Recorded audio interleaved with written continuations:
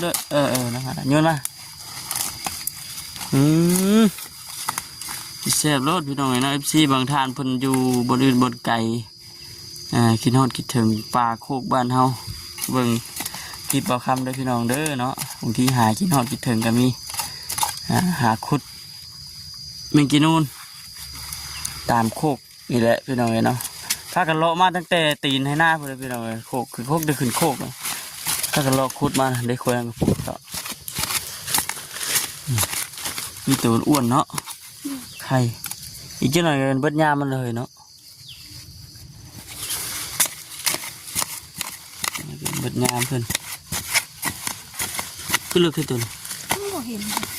โอ้ขวยมาอยู่ฮะ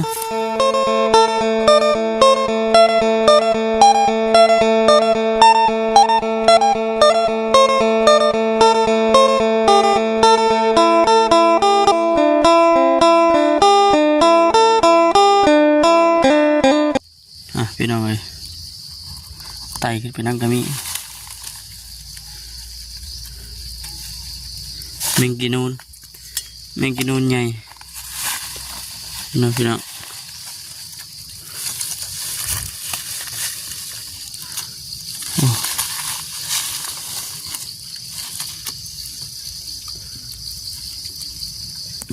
แต่พอดีครัวรอบเสาพี่น้องเลยเนาะไข่เลยไข่คักดีนะพี่น้องเลย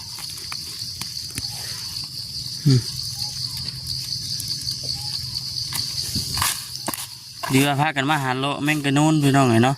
รอบเศร้าว่าสัน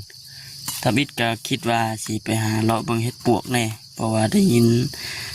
เมื่อวันได้ยินดอกได้ยินแน่นะอะไรก็ได้เนาะได้ยินกับเจ้าว่าเห็ดปวกออก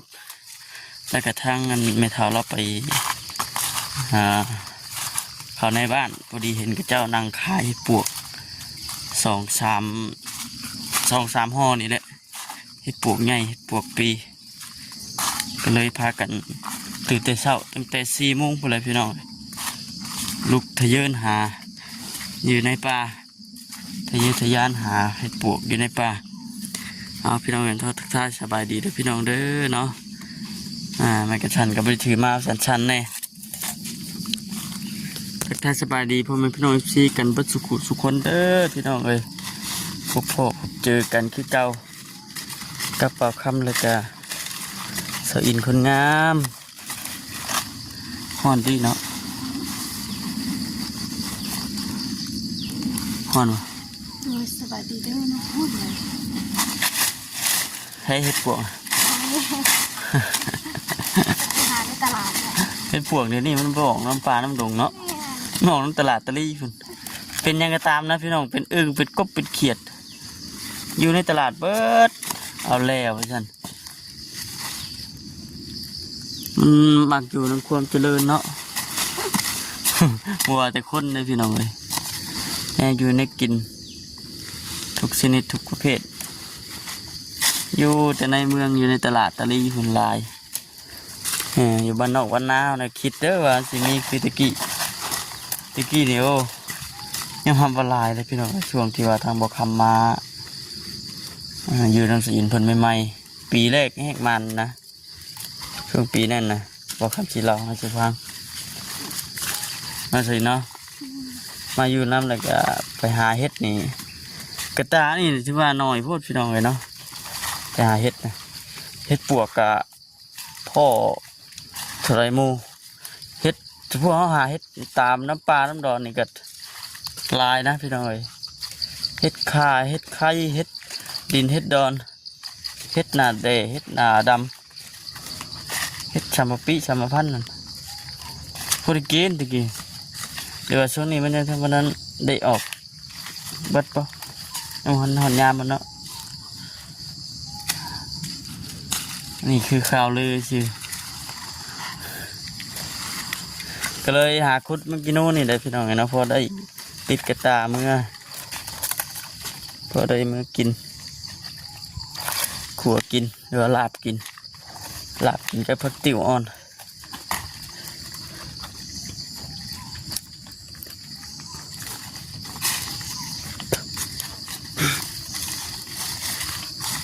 ชันเลยเด้อเนาะ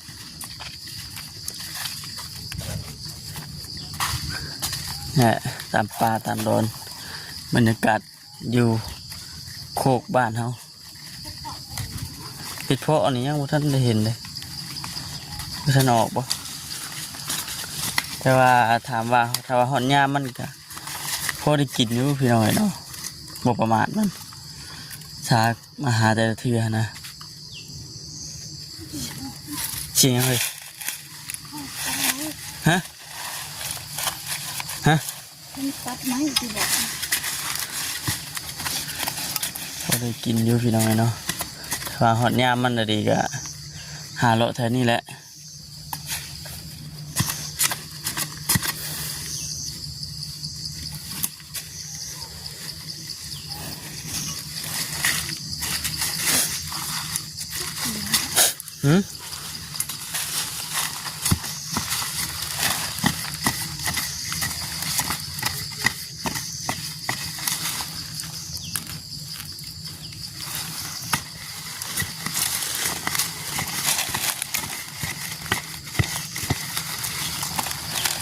ให้เพิ่งดู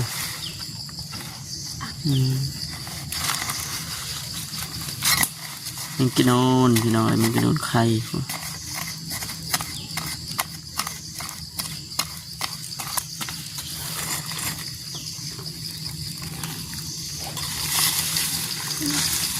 อันนี้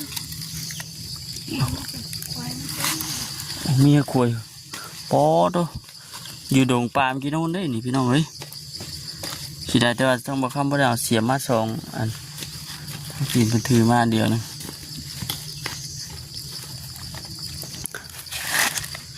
ปอดโถอยู่ดงมันกินโอนเลยดิหอบพุ่นก็มีนี่พี่น้อย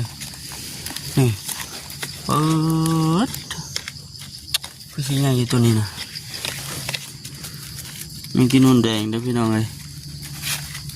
เรียกว่าเนี่ยนี่แต่ไม่ไข่ต่ออยู่ป้าเนาะ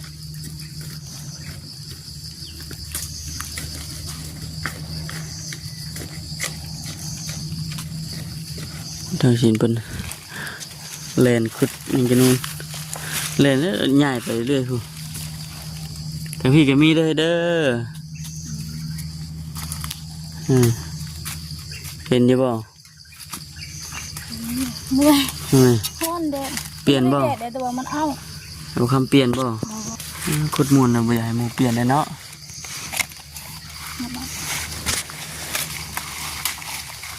เอาจันนั่งเป็นกำลังใจให้โอ้โทษอยู่ดงมันก็นู่นเลยดีพี่น้องเลยครับนี่ตัวนี้กะน่าตัวนั้นกะฟ้ามันมีคำบอกว่าอยู่ฟ้ามันอยู่คุดมันสวยว่ะ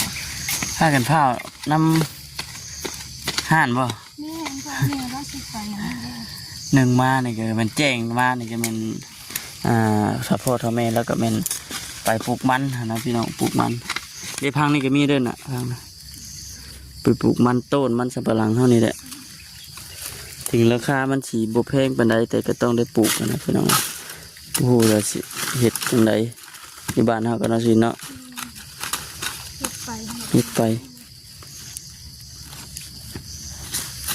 ไอ้โกงอย่างเห็ดอยู่ฉันก็เลยเลือกที่สิไปปลูกข้ามหน่อยกันพี่น้อง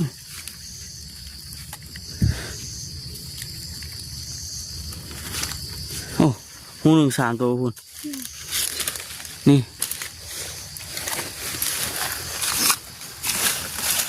เนาะไม่ได้แดดเลยแต่ว่ามัน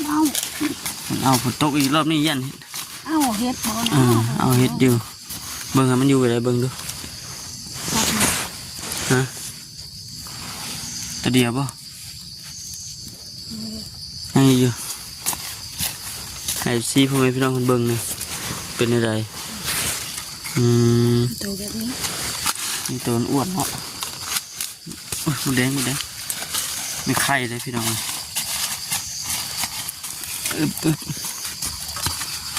ก็สีมันเชื่อลายตาอีกแล้วเนาะมันกินชันไว้ถือมาชันพี่น้องเลย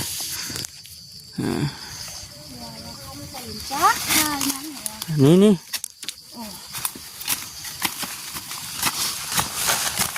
พุทธคาได้ซีเบิ่งมันดูได้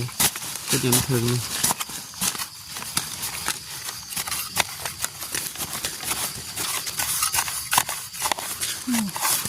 ไหน นี่ขึ้นมา ขึ้นมา เป็นเลยนี่บ่โอ้ไข่เนาะเนาะ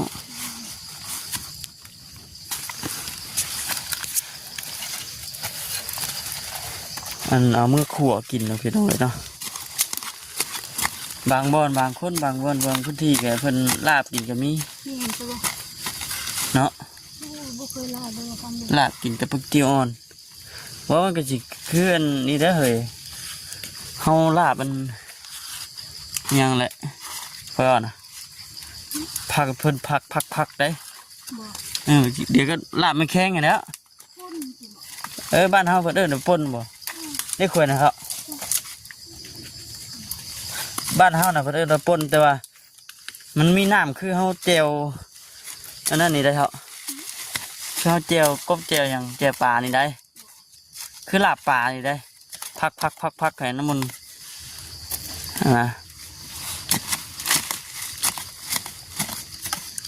ผักกันมุนแล้วก็เอามาโอ้ทบีเท่ากับไปขัวกันแล้วเนาะ ลาดี ลาบดิบก็ได้คือกันแต่ผู้มักผู้ชอบคือว่ามันนะฮอนบ่ เล็กก็ได้ ฝนสิตกฝนตกอีกรอบนี้นะบอกคำสีอันตั้งใจไปบนปลาบืนรอบพี่น้องเลยเมื่อนั้นนะไปนะได้อยู่แต่ว่าพอได้ถือโทรศัพท์ไปก็เลยไปถ่ายให้พี่ได้เบิ่งนะปลานะโอ้ยบืนขึ้นน้ำพลานหินพี่น้องเลยมีแต่ปลาดุกเฮ้ยถอบโอ้1 2 3 4นี่มีตัวนี้กันนี่โอ้ใหญ่ได้ตัวนี้นะเดี๋ยวนี้เวลาเด็กจะมาซื้อสักมื้อหนึง นี่พี่น้องชิวแบบในหูแล้วเนี่ยบอกว่าสิปอนออกนี่ใช่ปะจะอินคุด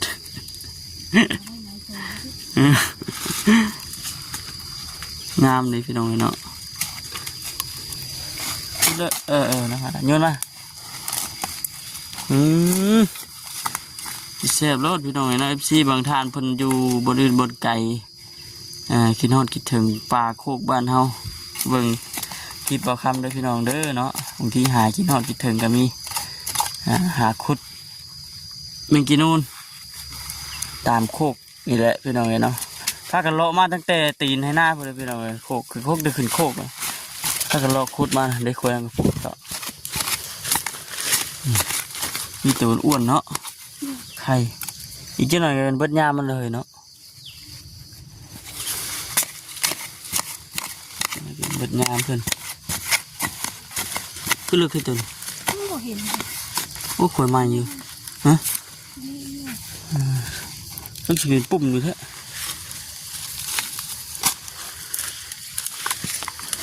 ฟังเสียงนกกระโดดห้องโก๊กโก๊กโก๊กโก๊กอยู่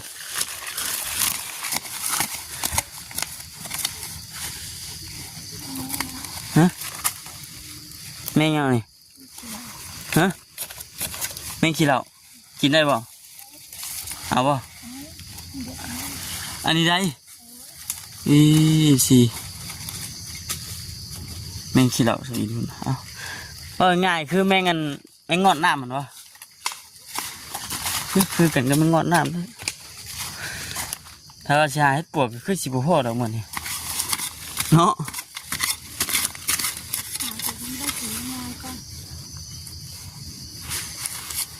ปีที่เก้าก็หาเลาะบึงกระต่ายท่านี้พี่น้องมีหากระต่ายปลาเอามันมาได้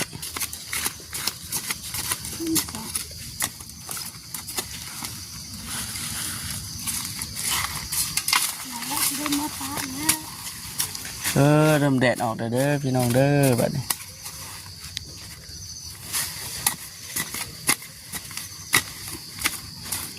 โอ้โหอยู่เด้อ2 ตัวเลยนี่ ชัดเนาะ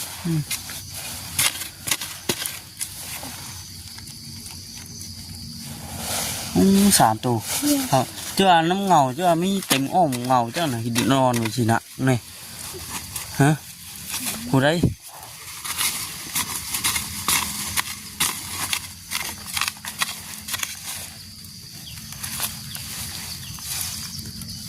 ไม่ได้มาโคกดุเลยเป็นสิ่งที่ไม่บอกกันนะ นี่นี่เพิ่งให้ชีเบิ่งว่าหาชิ้นหอดแดงจึงคืนเบิดทุกพี่ยังเบิ่งอีกพี่น้อยเนาะเคยได้เสียมา2 ดวงให้ชิได้ลายมันคือเกิดน้ำเงาใหม่เลยนี่เฮ้ยมันมีห่มส้นใช่ปะ เป็นธรรมชาติ เด็กของธรรมชาติเนาะ ไม่ใช่อยากรู้ นี่สิเนาะเบิ่งตัวใดกันน้ำเงาก็โกกเลยครับฮะเงาก็โกกกันยังไงลายแล้วนะ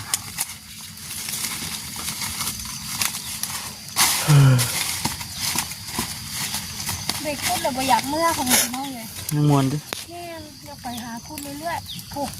คุณเดี๋ยวไปทำงานที่สิลา โอ้เราไปเรื่อยแห้งมีเรื่อยนี่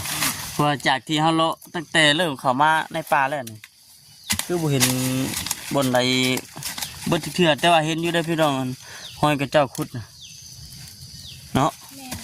แต่มันเอาบวาดบวไหวเลย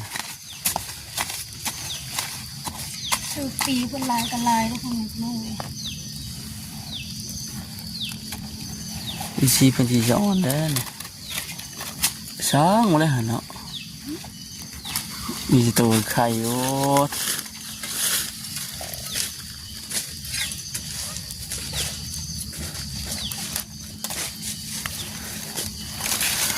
รู้สึกว่าหน้ากระตาคึกๆแล้วปะนะฮะ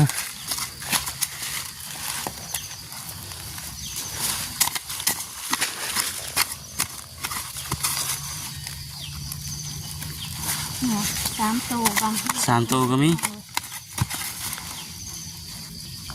โอ้เนาะ มันเป็น 3 ตัว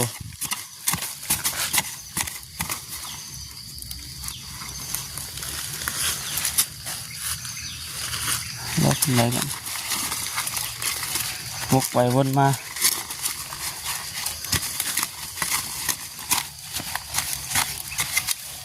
เพื่อซีนก็ออกสาธะเลย โอ้ยุงเลยเถอะ บ ยุ ริ ง จาคเลือดนี่ บริจาคเลือดนี่ก็บไหวละบริจาคเลือดนี่บไหวได้เป็น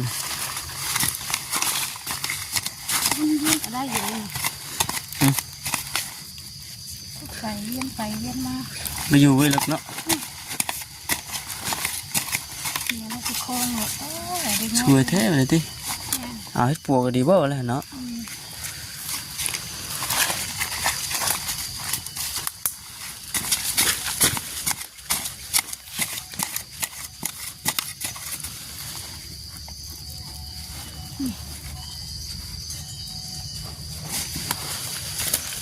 เบิ่งพี่น้องใกล้จะจบคลิปเลยก่อนให้ซีเบิ่งก่อนมันก็คักเด้อพี่น้องเด้อ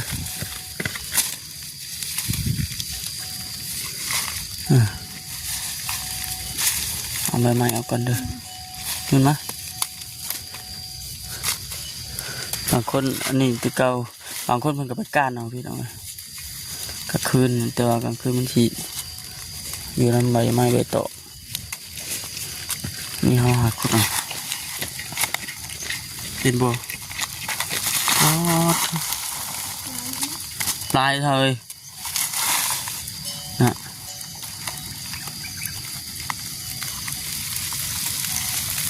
โอเคพี่น้องเนาะสำหรับที่นี่ก็ไม่เจอจบคลิปก่อนพี่น้องเลยลาพี่ลาน้องไปก่อนเด้อเนาะขอกราบสบายดี